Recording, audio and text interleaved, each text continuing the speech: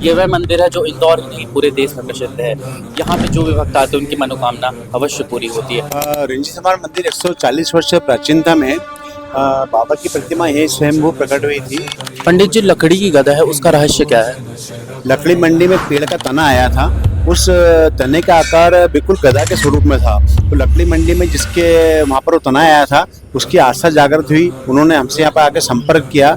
रंजीत अष्टमी होती है, उसका असली मतलब क्या है? लोग इसे इतने हर्षोल्लास से क्यों मनाते हैं?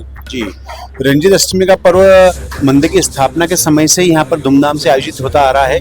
बाबा की छोटी सी तस्वीर हाथ में लेकर यहाँ पर सात परिक्रमा देकर यात्रा का पूर्ण मान लिया जाता था। सन 1970 के आसपास एक ठेले पर रखकर बाबा की यात्रा निकाली जाने लगी। एक ठेले पर बाबा की तस्वीर रखते थे और जैसा कि आप देख रहे हैं कि वर्तमान स्वरूप में 50 लोगों से शुरुआत हुई है यात्रा, आज 5 लाख भक्तों में तब्दील हो चुकी है। और ये हमारे हिंदू सनातन के लिए बहुत ही अच्छा संदेश है।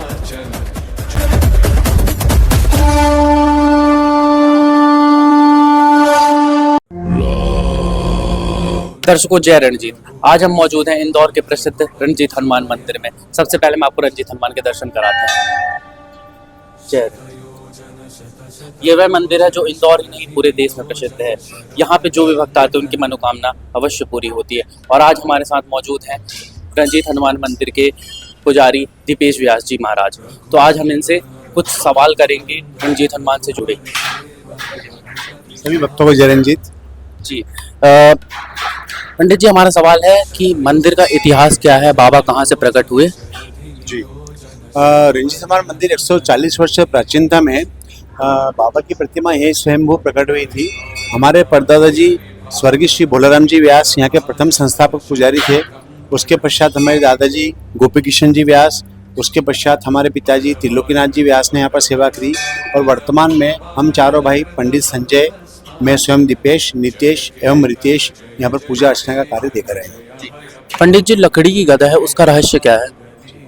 आप मंदिर में जब परिक्रमा मार्ग में घूमेंगे तो यहाँ पर लकड़ी की बहुत बड़ी गदा रखी हुई है। वो आज से 5 साल पहले लकड़ी मंडी में एक पेड़ का तना आया था। उस तने का आकार बिल्कुल गदा के स्वरूप में था। तो लकड़ी मंडी में जिसके वहाँ पर वो तना आया था, उसकी आस्था जागृत हुई। उन्होंने हमसे यहाँ पर आके संपर्क किया तो हम लोगों ने उनको यहाँ पर गदा रखने की अनुमति प्रदान करी।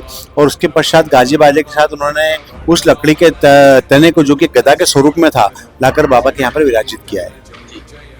पंडित जी, अब एक सवाल हमारा ये कि जो रंजीत अष्टमी होती है, उसका असली मतलब क्या है? लोग इसे इतने हर्षोल्लास से क्यों मनाते हैं? जी, रंजीत अष्टमी का पर्व मंदिर की स्थापना के समय से यहाँ पर धूमधाम से आयोजित होता आ रहा है। मंदिर की स्थापना के समय जब यहाँ पर चारों तरफ जंगल, बियाबान जंगल था, तब हमारे परदादा जी और यहाँ के 1-2 भक्त यहाँ पर रहते थे।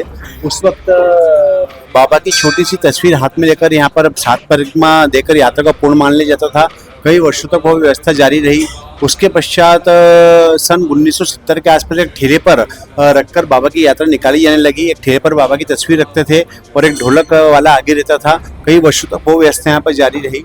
सन 2000 के आसपास यहाँ पर पक्की में रखकर बाबा की तस्वीर को निकाला जाने लगा। 2012 में हमने बाबा का एक विग्रह यहाँ पर बनवाया, जो कि वर्तमान में यहाँ पर निकलते हैं यात्रा में बाबा। उस विग्रह के यहाँ पर निर्मित किया गया और एक किराए की गाड़ी हम लोगों ने ली और एक बैंड हम लोगों ने किराए से करा तथा उस यात्रा को यहाँ से मौनाके तक ले गए। उस यात्रा में मान के चले कि 500 से 700 भक्त यहाँ पर सम्मिलित थे। तथा सिर्फ एक ही जगह मौनाके पर एक स्टॉल लगा हुआ था दूध का।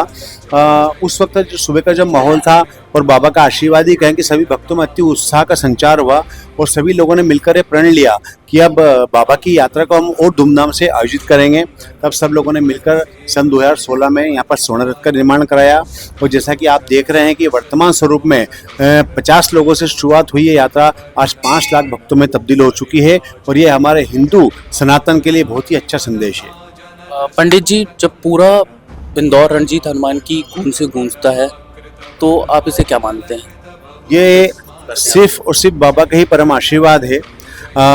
और ख़ास तौर से यहाँ के जो भक्तगण हैं, उनकी जो सेवा है, उनकी जो निष्ठा है, ये उसका परिणाम है। साथ ही यहाँ पे मंदिर से जुड़ा हुआ जो अधिकारिक वर्ग है, उनकी जो मंदिर के प्रति आस्था है, उनका जो सहयोग है, जो जनप्रतिनिधि गण है, उनका जो सहयोग मिलता है, यह उसी का परिणाम है कि सब मिलजुल के जो प्रयास करते हैं, उसी का फल हमको एक सफलता के रूप में यहाँ पर देखने को मिल रहा है कि आज 5 से 7 लाख हिंदू सनातनी इतनी सुबह 5 बजे जो है मंदिर में, जब पौष महीने में इसी कड़ाके की ठंड पड़ती है, आदमी अपने घर से बाहर नहीं निकलता है क्योंकि बिना किसी बुलावे के 5 से 7 लाख हिंदू सनातनी यहाँ पर इकट्ठा होता है। और वो क्षण जब बाबा यहाँ से निकलते हैं वो अपने आप में रोंगटे खड़े कर देने वाला होता है। और आप यकीन माने कि आपको लगता है कि कोई ना कोई शक्ति है जो आपके साथ में यहाँ पर चल रही है और उसी शक्ति को, उसी चमत्कार को दुनिया नमस्कार कर रही है। पंडित जी, आज की जो युवा पीढ़ी है वर्तमान समय में मोबाइल और सोशल मीडिया में बिल्कुल खोती जा रही है, तो उन्हें आप प्रभात फेरी के माध्यम से क्या संदेश देना चाहते हैं? हम हमारे मंदिर में आप देखेंगे कि बहुत अधिक संख्या में युवा जोड़ रहा है। हम विभिन्न प्रकल्प यहाँ पर युवाओं के लिए चलाते हैं, जैसे रथ में हम युवाओं को जोड़ते हैं, हम सुरक्षा के अंदर युवाओं को जोड़ते हैं। हम आह्वान करते हैं कि किसी न किसी माध्यम से आदमी धर्म से जुड़े। यदि अच्छी सी चीज़ से जुड़ेगा तो दूसरे जो उसके दुर्व्यसन है वो अपने आप ही इससे छूटते जाएंगे। पंडित जी, यहाँ पे लोग आते हैं, आके कहते हैं कि रंजीत बाबा उनकी जितनी मुश्किलें रहती हैं सबको खत्म कर देते हैं। क्या भक्ति में इतनी सच्चाई है? अब हनुमान जी तो संकट कटे मिटे सब पीरा, जो सुमिरे हनुमत बलबीरा। सब संकट को हरने वाले हनुमान जी है। राजा राम के ऊपर भी जब संकट आया तो हनुमान जी ने वो संकट हरे थे। तो हनुमान जी अपने आप में परम बलशाली है। और अश्वत्थामा बलिर्व्यासो हनुमानश्च विभीषण कृपा परशुरामश्च सप्ते तान चिरजीवन। जो 7 देवता चिरंजीवी है उसमें साक्षात हनुमान जी भी है। तो हनुमान जी चारों युग प्रताप तुम्हारा, हर युग में इनका प्रताप रहा है, तो कल युग में तो साक्षात है। और हनुमान जी की पूजा अर्चना करने से निश्चित रूप से आपके सभी कष्ट हनुमान जी हर लेते हैं और आपको सुख और समृद्धि की प्राप्ति होती है। क्योंकि कहा भी गया है कि अष्ट सिद्धि नवनिधि के दाता, अष्ट सिद्धि नवनिधि के दाता जो है स्वयं हनुमान जी ही है। पंडित जी, एक सवाल ये है कि जैसे जो लोग पहली बार प्रभात फेरी को देखते हैं उनके लिए कैसा पल रहता है? अब चूंकि सोशल मीडिया है, इंटरनेट के माध्यम से पूरे भारत ही नहीं पर पूरे विश्व में जो है प्रभात फेरी का प्रचार हो रहा है। और इस बार भी जो है कई दूर दूर से, अभी हमारे एक भक्त है रजत माहेश्वरी जो कि स्पेशली अमेरिका से यूएस में पढ़ाई कर रहा है, उस यात्रा के लिए आया है। उसी प्रकार कई जगह से बाहर से लोग यहाँ पर आ रहे हैं, वो प्रभात फेरी में वे हिस्सा ले रहे हैं और अपने आप को वे सौभाग्यशाली मान रहे हैं। और पंडित जी, जो को पहली बार आएगा यहाँ प्रभात फेरी में, उसके लिए आप क्या कहेंगे? जो प्रथम बार बाबा के दर्शन करने आ रहा है, मैं कहूँगा बहुत ही भाव से, बहुत ही सुरक्षात्मक ढंग से बाबा के दर्शन करें। उनको वास्तव में एक ऐसी अनुभूति होगी जो जीवन में उन्होंने कभी प्राप्त नहीं की होगी। उनको महसूस होगा कि बाबा साक्षात इस प्रभात फेरी में विचरण कर रहे हैं। बस निवेदन यही कि वे धैर्य बना के रखें और दूरी बनाकर बाबा के दर्शन प्राप्त करें। और पंडित जी, अंत में एक सवाल है आपसे कि आपकी कितनी पीढ़ियाँ हो गई जो यहाँ पर रंजीत हनुमान में सेवा दे रही हैं? मैंने आपको बताया कि हमारे परदादा जी, फिर हमारे दादाजी, फिर हमारे पिताजी और स्वयं वर्तमान में हम चारों भाई यहाँ पर सेवा देते हैं।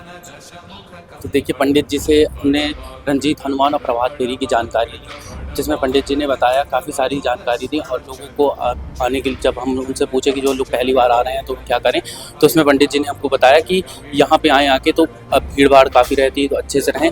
और ये आप देख सकते हैं कितने यहाँ पे भक्त आए हुए हैं और यहाँ पे सुबह से भक्तों का तांता लग जाता है और रंजीत हनुमान के दर्शन करते हैं।